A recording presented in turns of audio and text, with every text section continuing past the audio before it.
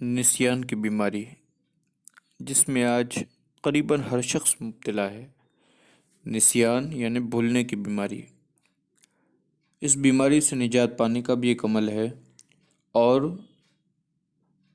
اس عمل کو کرنے کے بعد انشاءاللہ نسیان کی بیماری ضرور ختم ہو جائے گی۔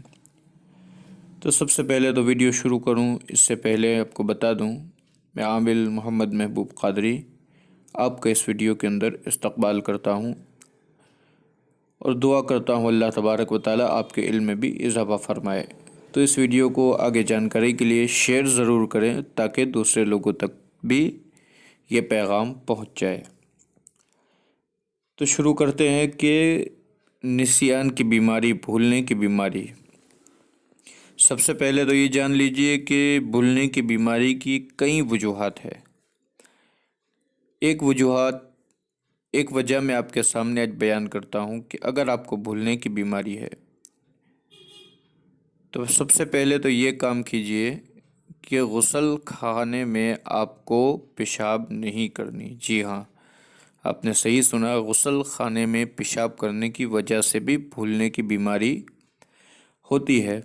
لہذا سب سے پہلے اس کام کو چھوڑ دیجئے اور اس کے بعد اس عمل کو کیجئے۔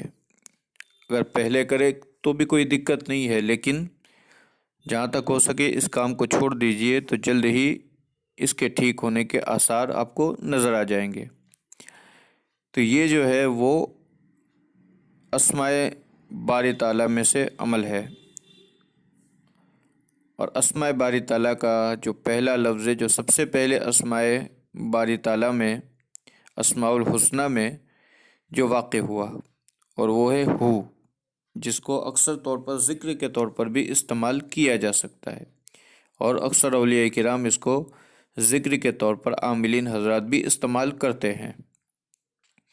اگر کسی کو نسیان کی، بھولنے کی بیماری ہو تو کیا کرے کہ جمعرات کو روزہ رکھے اور چینی کے پیالے پر لا الہ الا اللہ، اور اس کے بعد لکھے ہو، ہا واو پیش ہو، لا الہ اللہ لکھے، لا الہ اللہ، لا الہ اللہ، اور اس کے بعد ہو لکھے۔ وہ آپ اسکرین پر آپ کو نظر آ رہا ہوگا۔ اسی طریقے سے لکھ کر، یا تو بارش کا پانی موجود ہو تو بارش کا پانی، اور اگر چشمے کا پانی موجود ہو تو چشمے کا پانی، یہ کس طرح استعمال کرنا ہے؟ روزہ رکھنے کے بعد اس سے افطار کریں تو انشاءاللہ قوی امید ہے کہ نسیان کی بیماری ختم ہو جائے گی۔ دعا کریں، اور اللہ تبارک و تعالیٰ کی بارگاہ میں میرے لیے بھی دعا کرے، تمام مومنین کے لیے دعا کرے، اللہ تبارک و تعالیٰ تمام کے لیے آسانی فرمائے۔ السلام علیکم۔